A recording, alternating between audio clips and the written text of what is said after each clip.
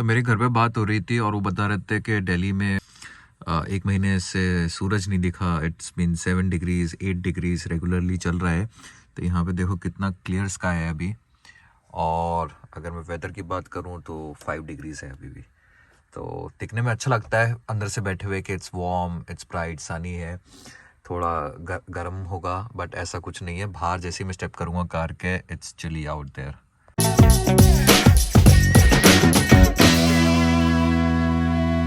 Hello guys, welcome to my next video. ये video है continuation है मेरी पहली वीडियो की, जिसमें मैंने बताया था how I purchase my car on a study permit. और मेरे पास कोई लाइसेंस नहीं था, तो ये वीडियो को मैं कंटिन्यू करूंगा बताने के लिए। After I bought the car, उसके बाद मैंने लाइसेंस के लिए अप्लाई करा था और ये मेरा है क्लास 5 लाइसेंस कनाडा का, जो कि फुल प्रिविलेज लाइसेंस है। मुझे कोई लिमिटेशंस रेस्ट्रिक्शंस नहीं है इस लाइसेंस के साथ। तो एक और जल्दी से मैं अपडेट कर दूं जो लोग नए आए इस वीडियो पे कि कनाडा में अगर आप आए हो, you can drive on any licence. आपको इंटरनेशनल ड्राइविंग परमिट की ज़रूरत नहीं है। अगर आप टूरिस्ट हो, you can drive for 180 days. और अगर आप कोई से भी अलग परमिट पर आए हो, you can drive for 90 days irrespective of your licence issuing country.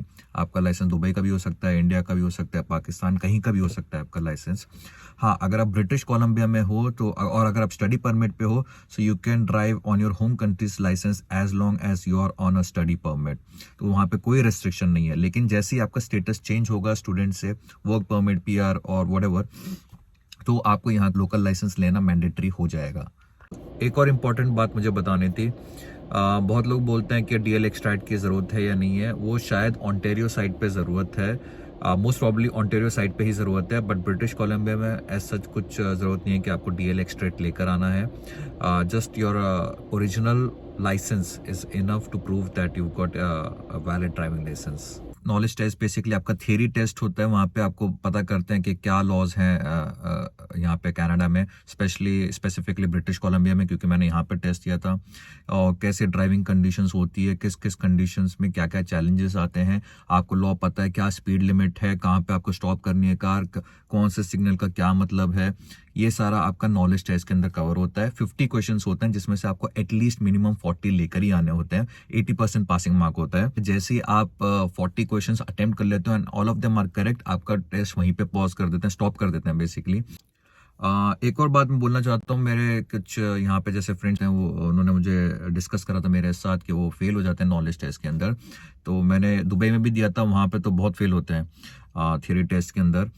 यहाँ पे एक अच्छी बात ये होती है कि जो क्वेश्चन आपको नहीं आता आप उसको स्किप कर सकते हैं। ओके, सो हर क्वेश्चन आप 2 बार स्किप कर सकते हैं, उसके बाद वो रोटेट होने लग जाते हैं क्वेश्चंस। तो मेरे साथ भी कुछ ऐसा हुआ था। एक क्वेश्चन था, I wasn't so confident about it, मैंने चांस नहीं लिया, मैंने उसको स्किप कर दिया। अभी जैसे पैंडेमिक चल रहा है तो बहुत सारी वेटिंग चल रही है लाइसेंस इशूइंग अथॉरिटी में। यहाँ पे ब्रिटिश कोलंबिया में आईसीबीसी है, जो लाइसेंसिंग इशूइंग अथॉरिटी है। तो आप क्या करो, आते के साथ ही पहले आप अपना अपॉइंटमेंट बुक कर लें। ICBC.com है, गूगल पे टाइप करेंगे book a knowledge test and British Columbia, तो दिखा देगा आपको, पहले लिंक होता है, मैं लिंक नीचे भी छोड़ दूंगा। और तो आप आते के साथ ही अपना नॉलेज टेस्ट बुक कर लो 2-3 महीने के बाद।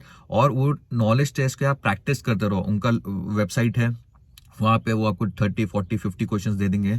जितना भी आप डिफिकल्टी लेवल सेट करोगे तो उसके हिसाब से आप प्रैक्टिस करते रहो। तो मैं यही करता रहता। तो मुझे बहुत हद तक लॉस पता है यहाँ के, क्योंकि वो सिमिलर हैं दुबई में। और दुबई में मैंने 5 इयर्स कार ड्राइव करी है, तो मुझे बहुत हद तक पता था। कुछ कुछ तो माइनर वेरिएशंस होते हैं, जैसे यहाँ पे जब रेन होती रहती है तो गाड़ी कैसे चलानी है, कैसे आपको अपना जजमेंट दिखाना है वहाँ पे। और अगर स्नो कंडीशंस हो जाती है तो ब्रेक कैसे लगाने हैं, क्या क्या क्या आपको करना होता है। तो वो थोड़े बहुत वेरिएशंस होता है, बाकी प्रीटी मच सेम ही होता है। हाँ, जो लोग इंडिया से आते हैं उनके लिए बहुत चैलेंजिंग लगता है, क्योंकि एक तो फर्स्ट ऑफ ऑल आप लोग राइट हैंड साइड से लेफ्ट हैंड साइड पे मूव कर रहे हो। तो उसके बाद क्या हर सिग्नल का एक मतलब होता है, स्टॉप साइन का क्या मतलब होता है, ओके, ट्रैफिक सिग्नल का क्या मतलब होता है, वो सब आपको समझना है। तो यहाँ पे एक बुकलेट भी देते हैं कि वो फ्री होती है, कि आप पढ़ सकते हो उसमें, समझने के लिए लॉज वगैरह क्या होते हैं। मैंने तो बस खाली स्किमिंग करा था, बिकॉज मुझे बहुत हद तक पता था। और यही एडवाइस है कि वो टेस्ट अटेम्प्ट करते रहो। ओके, डमी टेस्ट होते हैं, मॉक टेस्ट होते हैं, वो ऑनलाइन अटेम्प्ट करते रहो और क्वेश्चंस उसी में से ही आएंगे। तो अगर आपने 10 बार भी अटेम्प्ट कर लिया वो, ओके, डमी टेस्ट घर पे बैठे बैठे। तब आप जाओगे नॉलेज टेस्ट के लिए तो आपको पता है, यू विल बी श्योर कि क्वेश्चंस क्या आने वाले हैं। अगर आप नॉलेज टेस्ट दे रहे हैं तो आपको अपना कोई दूसरा लाइसेंस दिखाना पड़ेगा। अगर आप लाइसेंस नहीं दिखाओगे तो वो आपको लर्नर्स लाइसेंस इशू कर देंगे। लर्नर लाइसेंस का क्या है, फिर लर्नर लाइसेंस लोगे आपको 1 साल का रहेगा। उसके बाद आपको नोविस एन कैटेगरी का लाइसेंस मिलेगा, उसमें थोड़ा सा रिलैक्सेशन हो जाता है आपको, वो सेकंड कैटेगरी में है तो वो आपको 1 साल चलाना पड़ेगा। उसके बाद रोड टेस्ट देके आपको क्लास 5 लाइसेंस मिलेगा। क्लास 5 लाइसेंस वो है जो मेरे पास है, जो फुली प्रिविलेज लाइसेंस है। उसमें यहाँ पे कुछ कुछ कंडीशंस हो जाते हैं, जैसे आप रात को ड्राइव नहीं कर सकते, हाईवे पे ड्राइव नहीं कर सकते, अकेले ड्राइव नहीं कर सकते, और किसी किड के साथ आप ड्राइव नहीं कर सकते। तो कैटेगरीज होती हैं। ओके, तो क्लास 5 में ऐसा कुछ नहीं होता, वो फुल प्रिविलेज ड्राइविंग लाइसेंस होता है। तो मेरे पास लाइसेंस ऑलरेडी दुबई का था, और कहीं का भी दिखाओगे आप और बोलोगे that I want to appear directly for the road test. पहले मैंने अपना उनको दुबई का लाइसेंस दिखाया, उनसे मैंने पूछा कि अगर कनाडा के साथ I can reciprocate my this licence, basically exchange कर सकूं। तो अनफॉर्चुनेटली दुबई के साथ उनका कोई एज सच अग्रीमेंट नहीं है। यूरोपियन कंट्रीज के साथ एंड यूएस के साथ उनका अग्रीमेंट होता है कि आप वहाँ का लाइसेंस दिखाओ और यहाँ का लाइसेंस वो आपको एक्सचेंज कर देता है। तो मेरा बस एडवांटेज वो था कि मैं डायरेक्ट रोड टेस्ट के लिए अपेयर हो सकता था without taking any of the classes. तो मैंने उनको दिखाया अपना दुबई का लाइसेंस। उन्होंने बोला और कोई और लाइसेंस है आपके पास? मैंने बोला इंडिया का भी लाइसेंस है मेरे पास, और मैं दोनों कैरी कर रहा था। तो बेसिकली मेरे पास 10 साल पुराने लाइसेंस थे। तो उन्होंने बोला था मैं तुमको 10 ईयर्स का एक्सपीरियंस दे रहा हूँ। अच्छा, ये एक्सपीरियंस इंपॉर्टेंट होता है आपके इंश्योरेंस कॉस्ट कैलकुलेट करने के लिए। ओके, तो 10 साल का जैसे उन्होंने मेरे फाइल के ऊपर डाल दिया, तो मेरे पास जब भी लाइसेंस आएगा वो दिखा देगा कितना पुराना मेरे पास एक्सपीरियंस है। तो जब मैं गाड़ी लूंगा, जब भी इंश्योरेंस कैलकुलेट होगी तो उस बेसिस पे होगी। So it is an advantage. यहाँ पे ये एक अच्छी बात है। तो मैंने दिखाया और उन्होंने मेरे दोनों लाइसेंस जमा कर लिए, अपने पास सबमिट कर लिए, और बोला कि ये लाइसेंस ये हमारे पास रहेंगे इर्रेस्पेक्टिव आपका जो भी आउटकम है। अगर आप पास होते हो, फेल होते हो, वो आपका खुद का रिस्क है। और अगर नहीं करना, मुझे ये रोड टेस्ट नहीं देना, तो मुझे लाइसेंस वापस कर देंगे। So basically I will have to go through the original procedure of getting a licence. Knowledge test दो, लर्नर लाइसेंस लो, नोविस लो, एंड देन क्लास 5 दो, तो उसमें 3 साल निकल जाते हैं। और मैं कॉन्फिडेंट था कि गाड़ी तो आती है चलानी, और लॉस वगैरह पता थे। मैं बोला चलो ये रिस्क लेते हैं और करते हैं। अच्छा, यहाँ पे ये होता है कि नॉलेज टेस्ट तो मैं तभी पास कर गया था, तो उन्होंने मेरे को अपना मेरा लाइसेंस दे दिया था। उन्होंने बोला जब तुम रोड टेस्ट के लिए अपेयर करोगे तब ये लाइसेंस लेकर आना, और उन्होंने फाइल पे लिखते हैं कि इस बंदे के पास 2 लाइसेंस है ये नंबर के, तो उसके बगैर आपका रोड टेस्ट नहीं होगा। तो मैं घर गया, मैंने एकदम रोड टेस्ट बुक करा। मुझे लकीली 2 वीक्स आफ्टर की रोड टेस्ट की डेट मिल गई। वैसे 6 महीने की वेटिंग है। ओके, और नॉलेज टेस्ट आपका वैलिड रहता है सिर्फ 1 साल के लिए। सो आपको क्लियर करना पड़ेगा road test within 1 year.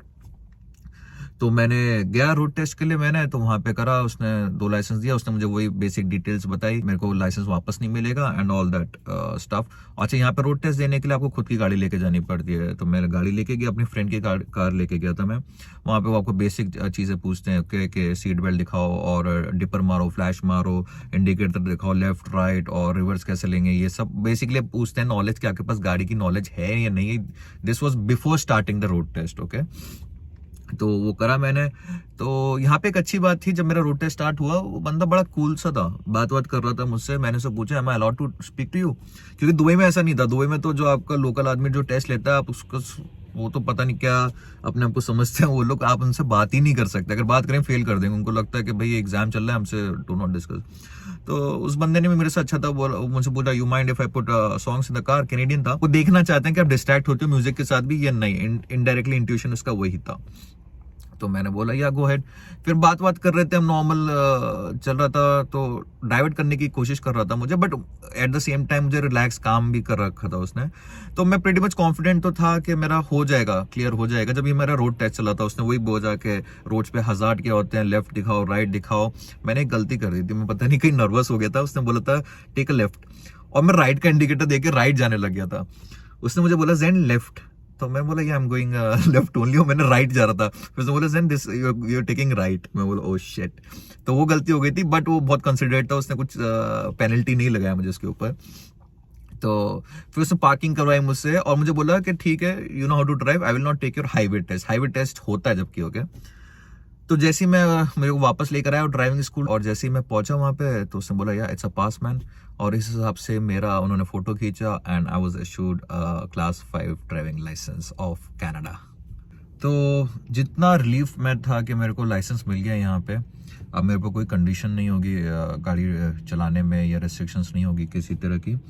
लेकिन at the same time I was upset कि मेरा दुबई का लाइसेंस भी रख लिया, मेरा इंडिया का लाइसेंस भी रख लिया। इंडिया का लाइसेंस ओके चलो निकलवा लेता मैं, और इतना कुछ ज़्यादा वैल्यूबल नहीं लगा मुझे when compare to Dubai licence, क्योंकि दुबई का लाइसेंस क्या होता है, it is acknowledge in 50 countries. Okay, so 50 countries में मैं इंटरनेशनल लाइसेंस की कोई ज़रूरत नहीं है, मेजरली यूरोपियन कंट्रीज़ के अंदर भी। और मैंने ऐसा कर भी रखा है बहुत बार, जब मैं यूरोप वगैरह विजिट कर रहा हूँ तो मैं अपने दुबई के लाइसेंस पे डायरेक्टली ड्राइव कर रहा हूँ, रेंटा कार लिया या अपने ब्रदर की कार ली मैंने और ड्राइव करा है मैंने।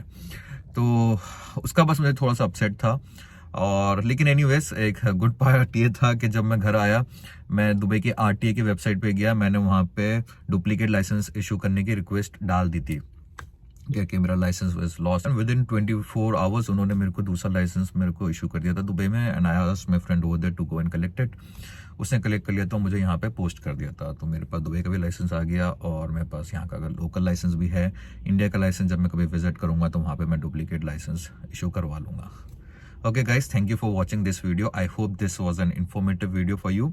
और अगर कोई भी आपकी क्वेरीज है, कुछ भी कमेंट्स वगैरह हैं, सो you can just drop down in the below comment section and I will answer them ASAP.